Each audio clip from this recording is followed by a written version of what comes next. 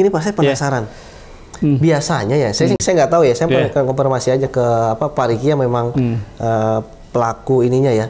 Nah gini, ada nggak sih Pak, misalkan gini, hey kamu ini rumah sudah dibeli sama atas nama Pak Riki, ya kan gitu kan. Oh saya nggak mau keluar.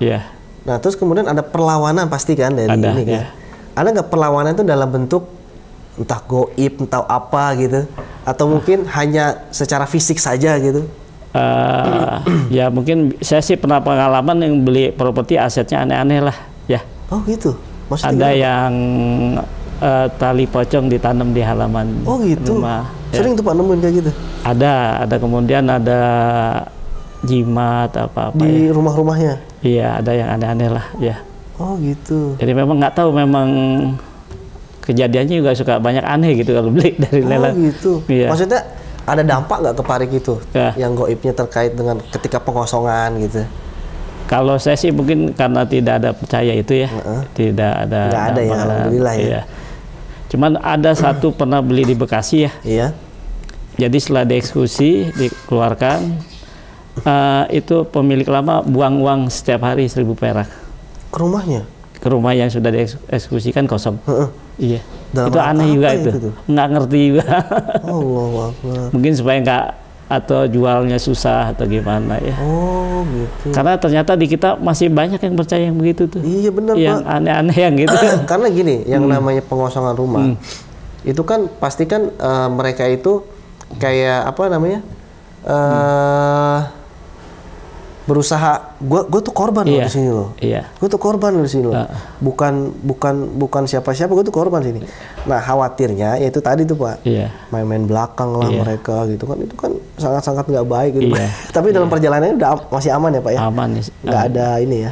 Iya. Jadi sebelum kita eksekusi mungkin kita melakukan pendekatan. Oh pendekatan dulu. Kita tawarkan uang kerohiman untuk pindah secara baik atau. Itu memang hukumnya begitu atau gimana? Iya, kita tawarkan, ya.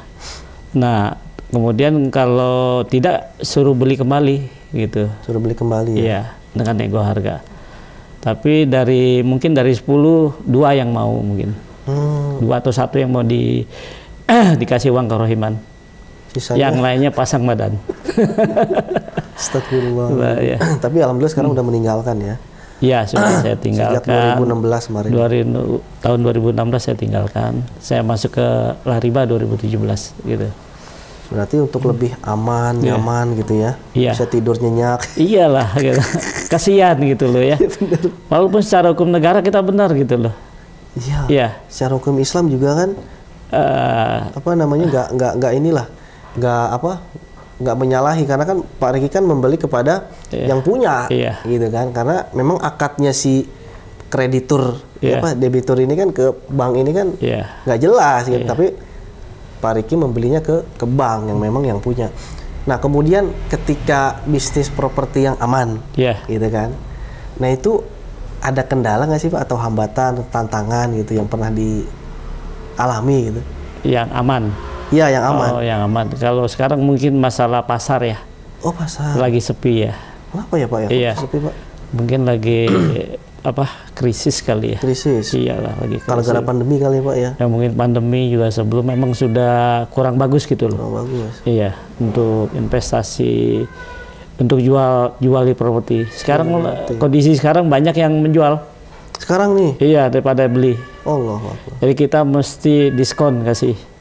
Kalau mau laku, diskonnya juga lumayan. Jadi saya pernah jual aset nilai 1,6, saya jual di 1,2. Lumayan. Iya, memang harus diskon. Kalau enggak kita susah jual. Ya? Iya. Allahu Akbar. Berarti itu tantangannya ya. Iya. Nah, terus gimana tuh Pak cara menanganinya tuh Pak? Ya itu memang mesti sell kita. Masih sell ya? Iya, yang penting kita masih ada profit ya. Masih ada profit? Ada profit, ya enggak masalah gitu. Apa mungkin dari sisi apa namanya spiritualnya? Oh ya itu tetap ya, itu kan ikhtiar, kita gitu ya? Ikhtiar ya. Sama Allah. Iya kita berdoa lah ya, berdoa. Nah kalau boleh tahu nih Pak, ya. Jumlah properti sekarang yang dimiliki berapa nih Pak? Ada mungkin sekitar 18-an ya. Banyak juga. Ya, lumayan lah, lumayan. Tersebar di Jabodetabek atau di sana juga? Ada di Bekasi, masih ada satu ruko. Bekasi, ya, Jabodetabek. Tidak ada, cuma hanya Bekasi. Yang Jakarta sudah tidak. Sisanya ada. Sisa di Bandung dan di Sumedang. Sumedang ya. Yang di luar pulau nggak ada? Ada di Batam satu. Oh, di Batam satu. Ada ruko satu di Batam. Oh, Masya Allah. Di Batam itu beli normal, tidak normal, ini, ya? Iya, tidak perlu. Allah. Berarti sekarang itu properti itu bentuknya ya rumah, ruko gitu ya? Ada rumah, ruko, ada tanah, ya. Itu dijual tuh? Dijual ya. Tapi maksudnya ada aktivitas nggak sekarang di tempat-tempat itu?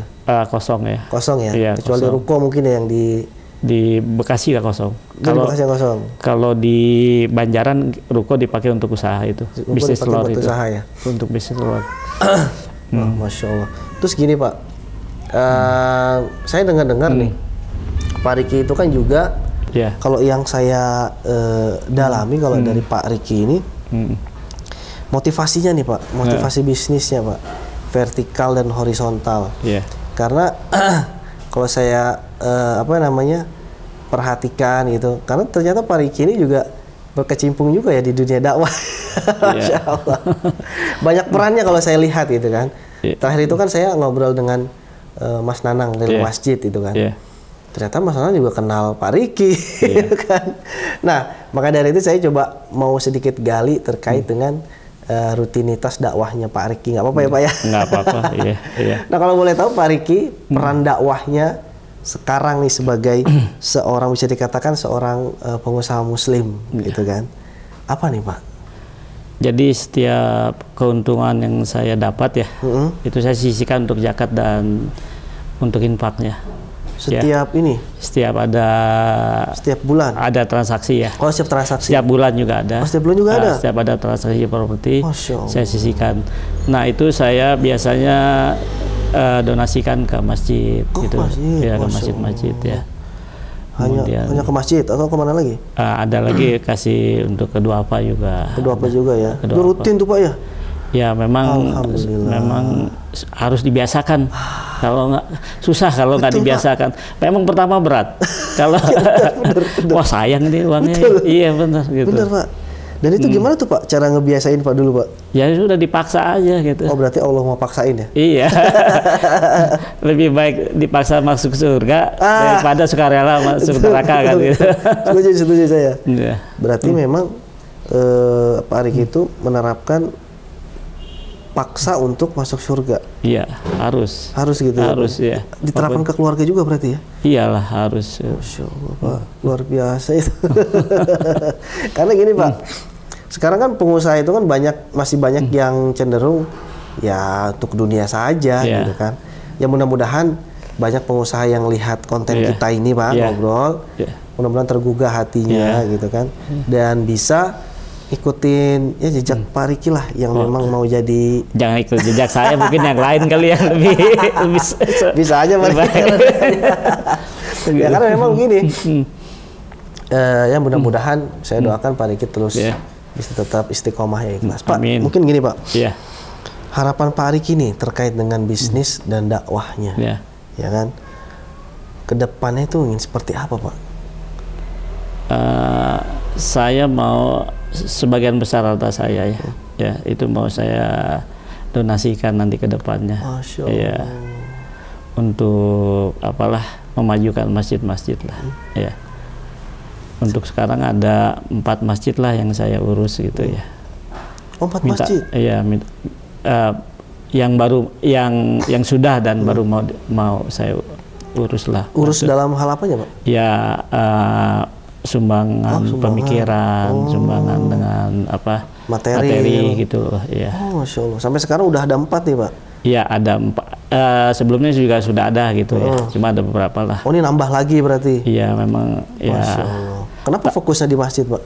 Ya karena masjid itu sebenarnya sebagai pusat peradaban ya. Iya. Jadi semuanya harus kembali ke masjid. Betul. Iya. Setuju saya. Kalau berjuang tidak dari masjid, Rasul mencontohkan dari masjid, bukan dari istana. Iya. Bangun istana baru berjuang. Betul. Iya. Berarti karena dasar itu ya? Iya, karena dasar itu. Makanya Pak Riki ini sangat getol banget nih untuk bantu masjid ya. Insya Allah, doakan istiqomah. Amin. Nah yang terakhir ini Pak, lagi bantu masjid apa nih Pak? Yang terakhir ini rel masjid. Oh rel masjid, ya, saya kenal tuh. Oh iya. Gimana tuh bantu apa Pak di situ Pak? Ya ada kita support dana juga ya. Dana juga. Ya donasi dana juga. Dan saya mungkin saya masuk di Baitul Malnya. Ya, Baitul Malnya. Ya, alhamdulillah. Karena saya senang sekali nih dengan program mencetak 10.000 marbot ya.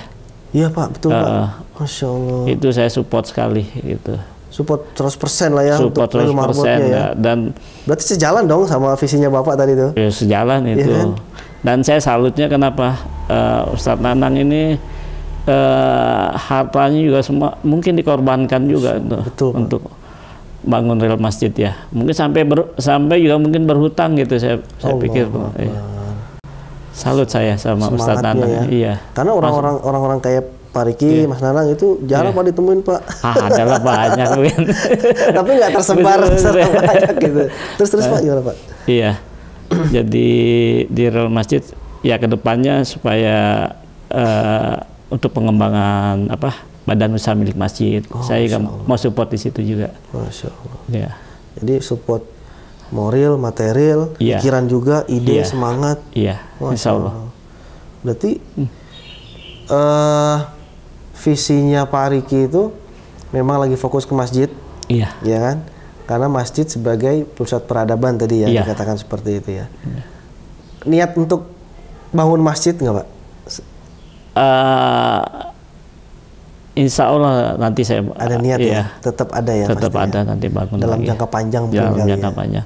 Karena saya sudah mewakafkan kan. Yang saya tanah di ujung Berung itu saya udah wakafkan. Udah diwakafkan ya? Iya. Masya Allah. Itu rencananya memang buat masjid? Buat masjid. Bekerja sama dengan Munzalan ya. Oh Munzalan Kalimantan? Kalimantan. Masya Allah. Masjid Kapal Munzalan ya, Ustadz Lukman. Masya Allah, luar biasa. Mudah-mudahan insya Allah masjidnya cepat berdiri, tegak gitu. Berarti nazirnya Munzalan ya? Iya, Munzalan ya. Masya Allah, luar biasa Pak Riki. Baik Pak Riki, mungkin terima kasih nih Pak Riki atas sharingnya Pak. Jadi banyak insight tadi yang kita dapatkan, motivasi, kemudian kisah inspiratifnya Pak Riki yang memang sebenarnya Pak Riki ini ya pemirsa ini agak malu karena belum pernah ya, tapi nggak apa-apa. Karena gini, karena saya sedikit maksa Pak Riki untuk mau, karena gini ngobrol-ngobrol kita gitu, di backstage tadi. Atau di off cam itu tadi dari kemarin itu menurut saya wah kayak ini bagus nih semangatnya Pak Riki nih yang memang sudah mohon maaf sudah tidak muda lagi tapi masih ada semangat Pak. Ini jarang loh Pak. Ini kebanyakan tuh kalau yang udah seumuran Pak Riki itu udah nyantai enak-enak, tapi Pak Riki mah enggak, masih terus ke masjid sinilah untuk studi banding lah dan sebagainya. Masih tetap bisnis untuk bisa mengembangkan dakwahnya. Masya Allah Pak. Pak, syukur. Iya, terima kasih banyak. Terima kasih banyak. Terima kasih Pak.